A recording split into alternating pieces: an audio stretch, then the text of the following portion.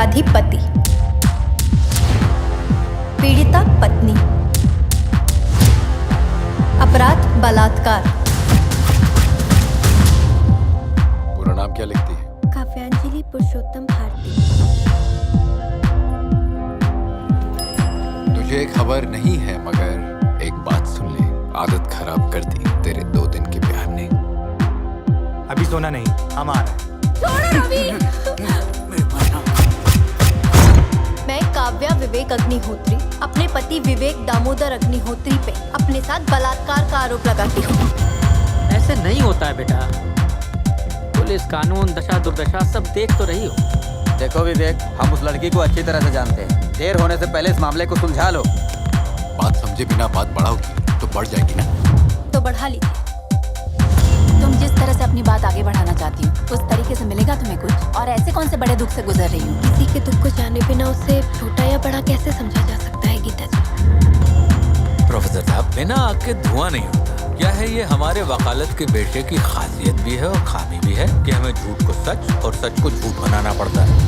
छलावे को खुशी समझ रहे हो मुझे? ये जो तुम्हारे जोश की आंधी है हवा के हल्के झोंके की तरह गुजर जाएगी गलियों से और दड़बों में रहने वाली मुर्गियों तक को पता नहीं चलेगा। हम अपने परिणाम तक पहुँचे न पहुँचे, आपका अंतब निश्चित है। कानून में वैवाहिक बलात्कार का प्रावधान ही नहीं, फिर भी पता नहीं ये क्यों बलात्कार की चक्करगिन्नी चलाए जा रहे हैं। I object your honour. क्या 18 साल के बाद की विवाहित महिलाओं का बलात्कार नहीं होता है? पिछले 1 साल के वैवाहिक जीवन में आपको कब लगा कि आपके पति अब पति नहीं रहे, बलात्कारी हो गए? इन्होंने मेरा रेप किया है और वो भी मेरी कंसेंट के बिना किया है। कंसेंट? आपकी कंसेंट अपने पति के लिए नहीं है तो फिर किसके लिए है, ये भी अदालत को बता दीजिए। काव्या से आपके संबंध कैसे? कभी आपको लगा आप उन पे हावी हो रहे हैं? हम उनकी सारी जरूरतें पूरी करें तो उनका कर्तव्य नहीं बनता हमारी जरूरतों का ख्याल रखें। ये तो आसपास दिख रहा है ना, ये जिंदगी नहीं है तुम्हारी। तुम फूल हो हमारे बगीचे का, महकोगी हमारे साथ ही रहना।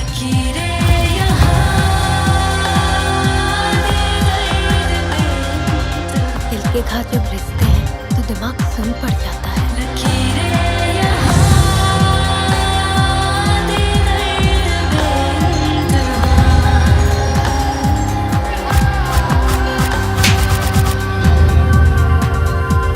मैं अदालत से सिर्फ इस तरह से न्याय की उम्मीद करती हूँ जिस तरह से हर उस लड़की को आज तक मिलता आया है।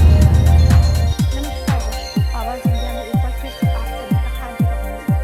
आज हमारे साथ है वकील मोहन नाम की एक नई फिल्म आई है जो वुमेन इन और उसकी पूरी स्टार कास्ट हमारे साथ हैं शहर शुक्ला जी और हमारे निदेशक सर विदिता मैम और गौरव सर। चलिए सबसे पहले शुरुआत करते हैं शुक्ला सर से। सबसे पहले आप अपने रोल के बारे में हमारे दर्शकों को बताएं।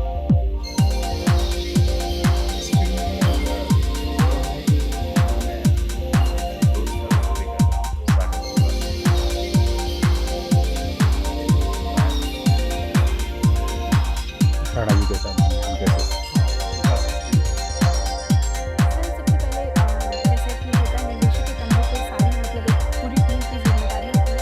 ये जो फिल्म लकीरें एक बार फिर से मतलब एक लक्ष्मण रेखा जैसा जैसा कुछ औरतों से ऐसा कहीं कुछ रिलेट करते हैं आप क्या? मतलब ऐसा कुछ इस फिल्म में मतलब इस टाइटल के थ्रू पूरी फिल्म को आपने दर्शाने की कोशिश की कि आज भी कहीं ना कहीं वो लक्ष्मण रेखा औरतों के लिए हर दर्द में मतलब लाइक ऐसा कुछ ऐसा इस तरीके से हमारे दर्शकों को कुछ नहीं, बिल्कुल वही है, बिल्कुल वही है।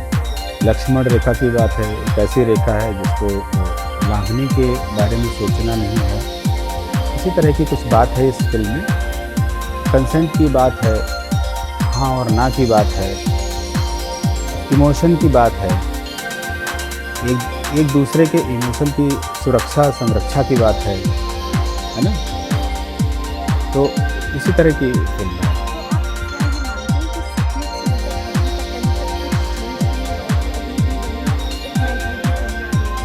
नहीं, ऐसा तो नहीं है, ऐसा तो बिल्कुल भी नहीं है। हाँ, इस समय की आवश्यकता है। जैसे कि अब अगर कलयुग, जिसको आप सतयुग की बात करें तो हमें इसको कलयुग तो कहना ही पड़ेगा। तो सतयुग में भी हमेशा नारियों का जो स्थान रहा है, नारी का, महिलाओं का, वो हमेशा देवी रूप में रहा है। आप भी देवी हैं, है ना? और हम भी देवी से हैं। मेरी माँ भी देवी, आप भी देवी, सबकी पत्नियां देवी, ऐसा नहीं है, स्थान था। हाँ, उसमें ये हुआ है कि एक दूसरे के इमोशंस की हमने सुरक्षा संरक्षा नहीं की, उन इमोशंस का हमने ध्यान नहीं रखा। तो कहाँ पे हम ध्यान रखेंगे तो हमारे परिवार और ज़्यादा संरक्षित हो जाएंगे। हमारी, जिसको हम कहते हैं कि हमारी संस्कृति, बड़ा हम गर्व से कहते हैं कि भारतीय संस्कृति कहते हैं ना, तो वो संस्कृति और मजबूत होगी और हमारे परिवार, वो संस्कृति शुरू ही होती है हमारे परिवार से। तो वो जो है ना कि प्रॉब्लम, कि कहाँ से प्रॉब्लम शुरू होती है, वो बच जाएगा। इसलिए एक मैसेज पहुंचाने का काम हम लोग कर रहे हैं परिवारों को बचाने के लिए। परिवार की, जब परिवार बचेगा तभी हमारी संस्कृति बचेगी, हमारे समुदाय की और हमारे देश की। सभ्यता बचेगी। तो सर, जैसे कि आपने इस जो फिल्म, मैंने जो ट्रेलर, सर उसमें मुनिया जैसे शब्दों का, बहुत हार्डकोर हिंदी के शब्दों का, तो आप इससे रिलेट, मतलब अभी जो हमारी जनरेशन है, जैसे मुनिया, तो ऐसे संबोधित करते हैं राणा सर जी, तो क्या आप, मतलब ये आज की जनरेशन तक ये जाएगा उनकी? वो एक टोन है, एक फ्लो है, उस इलाके का है। देखिए, हर फिल्म को हम एक जगह, एक लोकेशन पे देखते हैं, और जब किसी स्थान पे देखते हैं तो वहाँ का तौर तरीका, वहाँ की कल्चर, वहाँ की भाषा शैली, वहाँ की बोली, वहाँ का भाव, वो सारी चीज़ों में रहता है। इसमें तो राइटर साहब जो हमारे हैं वो बहुत ही मतलब महान राइटर हैं, मैं कहूँगा, दिलीप शुक्ला जी, जिन्होंने दामिनी फिल्म लिखी थी। और वो उसके बाद उनका ये स्टेटमेंट था कि उसके बाद मैं लकीरें लिख रहा हूँ, ये उनका स्टेटमेंट था। तो वो उसी स्टेटमेंट को मैं कोट करूँगा कि उन्होंने पूरा उसको दिखाया है, दर्शाया है, उसको लिखा है। उनकी लेखनी में वो भाषा, वो शैली, वो भाव है। और उसको जो इतने अच्छे कलाकार, आशुतोष राणा जी, गौरव चोपड़ा जी, विदिता बाग जी, टिया वाजपेयी, इन लोगों ने जो एक ऐसा तालमेल बनाया है, क्योंकि अगर बहुत अच्छा लिखा हो और उसको अभिनय करने वाले अच्छे से अभिनय ना करें तो वो भाव लोगों तक, जनमानस तक जा नहीं पाएगा। तो ये काम इन लोगों ने किया है। मतलब आई एम थैंकफुल टू, मतलब सभी कलाकारों के प्रति मैं बहुत बहुत धन्यवाद ज्ञापित करता हूँ, चाहे सर शुक्ला जी, चाहे हमारे गौरव चोपड़ा जी, चाहे विदिता बाग जी। इन लोगों ने जो अभिनय किया, जिस कलाकार को, मतलब होता है ना कि जैसे इन्होंने उस कलाकार को जिया, आप चाहे कल्प्रिट कहें चाहे विक्टिम कहें, है ना, पर मेरे लिए तो ये मेरे भगवान जैसे हैं कि उसको जो उन्होंने किरदार को जो निभाया है ना, तो वो आप कम्युनिकेशन कैसे होगा, कम्युनिकेट कैसे होगा, जो आप भाव प्रदर्शित करना चाहते हैं, दिखाना चाहते हैं, कम्युनिकेट कैसे होगा। मीडियम है, आपके मुंह से एक आवाज़ निकल रही है, हम तक आ रही है, बार बार आपका जी कहना हम तक आ रहा है, ठीक है। तो वो एक्सप्रेशन आपसे आए, आप लोगों ने उसको पहुंचाया है। जब आप फिल्म देखेंगे तो मे भी शायद आप सेटिस्फाइड हों, बतौर वुमेन भी और इस सोसाइटी के मेंबर भी। तो सर, जैसे कि इससे पहले भी बहुत सारी वुमेन सेंट्रिक फिल्में बनी हैं, मतलब इस फिल्म में ऐसी क्या बात है जो एकदम यूनिक इसे करती बाकी वुमेन सेंट्रिक फिल्म? देखिए, हम किसी फिल्म को चैलेंज नहीं कर रहे हैं, उसी सिनेमा से हमने सीखा है जो पहले बनाया गया है, ठीक। उन्हीं सिनेमा के सारे जितने भी सिनेमा कर्मी थे, सिनेमा धर्मी थे, उन्हीं से हमने सीखा है। This is my first Hindi feature film. तो अभी भी मैं सीख ही रहा हूँ, आगे भी सीखता ही रहूँगा। सीखने की शुरुआत है, पहली कड़ी है। तो मैं किसी सिनेमा को चैलेंज नहीं कर रहा हूँ। हाँ, ख़ास बात इसलिए है कि शायद जिस हम विषय पर बात कर रहे हैं बहुत सारे देशों में उस पर लॉ है, हमारे इस कंट्री में नहीं है। अगर ज़रूरत हो, इस फिल्म से एक मैसेज जाए और लोगों तक पहुँचे, और ज़रूरत हो तो ये लॉ आए, है ना। हालांकि विदिता जी बार बार कह रही हैं कि लॉ आना चाहिए, लेकिन मैं ज़बरदस्ती नहीं करूँगा। अगर ये भाव प्रदर्शित हो पाता है, लोगों तक पहुंच पाता है, इसकी आवश्यकता महसूस होती है, तो वो लॉ भी आना चाहिए। और कम से कम एक महिलाओं की इमोशंस की रक्षा होनी चाहिए, ताकि परिवार बचे, क्योंकि महिलाओं से ही परिवार शुरू होता है। और आप तो अच्छे से समझ सकते हैं क्योंकि आप भी महिला हैं, है ना। तो नेक्स्ट क्वेश्चन मैम आपसे, विदिता मैम, बीइंग वुमेन, आप इस फिल्म में अपने आप को मतलब कितना इंडल्ज पाते हो, मतलब कहाँ तक आप पे, मतलब आपसे रिलेट करती है मूवी? मुझे लगता है मैं ऐसे बहुत औरतों को मैं रिप्रेजेंट कर रही हूँ जो अपने लिए बात नहीं कर सकते, जो अभी भी सोच रहे हैं कि मेरे ऊपर जो हुआ है गलत, मैं मतलब पुलिस स्टेशन जाऊँ या नहीं जाऊँ, कोर्ट जाना तो बहुत बड़ी बात है, या अपने किसी दोस्त को बताऊँ, किसी सहेली को बताऊँ, पर वो घुट घुट के जीते हैं, बताते ही नहीं है। ये सब चीज़ें वो सप्रेस कर लेते हैं। तो मुझे लगता है मैं एक ज़रिया हूँ। मुझे देख के अगर कहीं उनको लगे कि उनके साथ अगर कुछ गलत हुआ है कभी भी, at any point of time अगर उन्हें आवाज़ उठाना चाहिए, किसी से बात करना चाहिए, तो वो ज़रूर बात करें, क्योंकि बातचीत होना, आलोचना होना ज़रूरी है, तभी चीज़ें सामने आती है, नहीं तो दरवाजे के पीछे ही रह जाती है। विदिता मैम, इस मूवी में आपने एक बात कही है कि ऐसा तुम्हारे साथ कुछ नया नहीं हुआ है, तो कहाँ तक आप उसको पर्सनल लाइफ में कन्फ्रंट, मतलब एक लेडी जब आपके पास आती है और वो अपने घरेलू हिंसा के बारे में आपको बीइंग वुमेन बताती है, तो कहाँ तक आप हमारी सोसाइटी की औरतों को वो नज़रिया प्रदर्शित करता है, तो आप कहाँ तक मानती कि आज भी औरतें मतलब ये मानती हैं कि इट इज़ जस्टिफाइड, घरेलू हिंसा जस्टिफाइड है? हाँ, लेट्स नॉट नॉर्मलाइज घरेलू हिंसा ये नॉर्मल नहीं है। किसी भी चीज़ से अगर आपके बॉडी को आपको फिजिकली, मेंटली, इमोशनली अगर आपको हर्ट फील हो रहा है तो वो सही नहीं है, तो और उसके लिए बोलना ज़रूरी है, आवाज़ उठाना ज़रूरी है। ये आप इस फिल्म से इंस्पायर होकर आप कर सकते हैं, या किसी डिबेट से देख के आप इंस्पायर हो सकते हैं, या किसी पेपर में स्टोरी देख के आप इंस्पायर हो सकते हैं, पर इंस्पायर होइए और आवाज़ उठाइए। तो विदिता जी, सबसे बड़ी बात ये है कि एक और क्वेश्चन बस, जो ये 8 मार्च महिला जो दिवस हम लोग मनाते हैं, जो एक दिवस, क्या आपको लगता है नहीं कि ये जैसे महिला दिवस जैसे कोई ये केवल बातों में या केवल ओरल वर्बली नहीं होना चाहिए, इसे इम्प्लीमेंट होना चाहिए, मतलब कि या इतने सारे डिबेट्स होना या मूवी बनाना या एक दिवस बना देना, ये ऐसा मतलब ये इतना करने की ज़रूरत नहीं, हमें अपनी मानसिकता या मेंटलिटी में चेंज करना पड़ेगा। तो वो उससे आप कितना मतलब रिलेट कर पाते हो कि ये दिवस होना तो अच्छा है, ठीक है, Okay. एक दिन होना चाहिए celebrate, mother's day, father's day है तो वीमेंस डे भी होना चाहिए, but women's Okay. Day every day होना चाहिए, एवरी डे होना चाहिए। यस, तो ये वाद विवाद तभी सक्सेसफुल होगा जब जी। हम हर दिन महिलाओं का दिन हाँ, रखेंगे। तो और महिलाओं को अपने राइट्स के बारे में पता होना पता चाहिए, होना और पुरुषों को भी पता होना चाहिए कि जी। क्या सही है, क्या गलत है, और वो जो लक्ष्मण रेखा की बात कर रहे हैं, लकीरें, जी। वो लकीर कहाँ क्रॉस नहीं करना चाहिए, उसके लिए कहाँ? लड़कों को भी बहुत क्या बोलूं, Aware, जागरूक होना जी चाहिए। जी।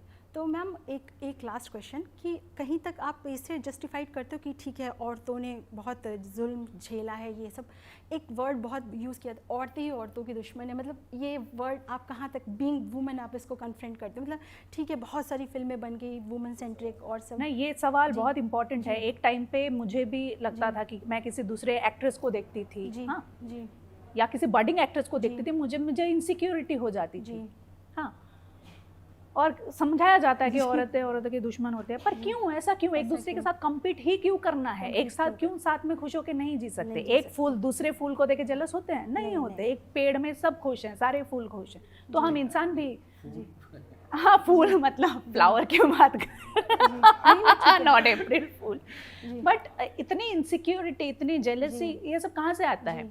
ये सब एक्चुअली दिमाग में Implant डाला किया गया है, जाता औरतों है। के जी, दिमाग में जी, डाला गया जी। है, हम आपको हमेशा खूबसूरत दिखना है, जी। फिट, मतलब रहना है, नहीं, फिट रहना अच्छी बात है, अच्छी बट बात है, बट उसको बहुत हाँ, फोर्सफुली फोर्सफुली आप एक दूसरे पे वो डाल रहे हैं, और सिर्फ ये औरतों पे नहीं, लड़कों को भी एक दूसरे के साथ कम्पीट करवाया जाता है। राइट। तो सर अब आप पे आते हैं। सर इससे पहले भी आपने ऐसी बहुत सारी भूमिकाएं निभाई हैं, इस फिल्म में आपने बहुत रियल, तो कहीं इन्फ्लुएंस हुए, कहीं किसी आपने सोसाइटी में ऐसा कोई करेक्टर देखा है, कहीं से इन्फ्लुएंस होके सर ये करेक्टर जिया है आपने? जी नहीं, मैंने नहीं देखा। मैं दिल्ली में पला बड़ा हूँ, 90s के दशक में सेंट कोलंबो स्कूल में पढ़ता था, उसके बाद सीधा निफ्ट चला गया, और निफ्ट के बाद कुछ करते कराते बम्बई आ गया। मेरी निजी ज़िंदगी में इसका उल्टा है। मैंने कभी नहीं देखा, मैं किसी लड़के को नहीं जानता जिसने किसी को रेप किया हो, मैं किसी लड़की को नहीं जानता जो कभी रेप हुई, और यही इम्पोर्टेंट बात है कि आपको जानने की ज़रूरत ही नहीं। ज़रूरी नहीं है कि वो दर्द आपके सामने हो तो आपको उस दर्द का आभास हो। जो सही गलत की परिभाषा आप अपनी ज़िंदगी से अगर तय करेंगे तो वो हमेशा किसी और के लिए गलत होगी, वो सिर्फ आपका सही और गलत है। फिर सही और गलत की परिभाषा यूनिवर्सल होना चाहिए।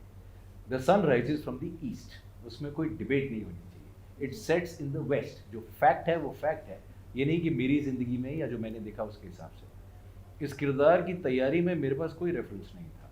मेरे कैरेक्टर का नाम प्रोफेसर विवेक अग्निहोत्री है।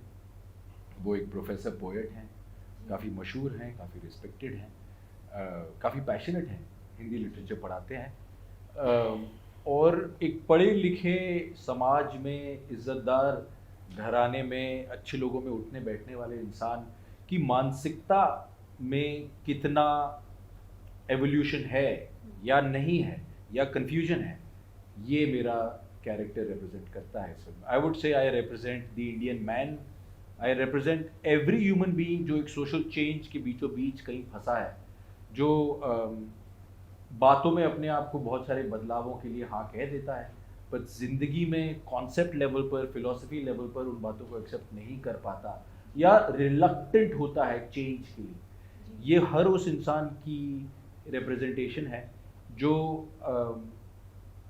प्यार में, मोहब्बत में, रिश्तों में हक की जो लकीरें हैं उन्हें नहीं समझ पाता, जिसे अपने प्यार की इंतहा में लगता है कि मैं तुमसे प्यार करता हूँ तो तुम मेरी हो, मेरी प्रॉपर्टी, मेरी जागीर हो।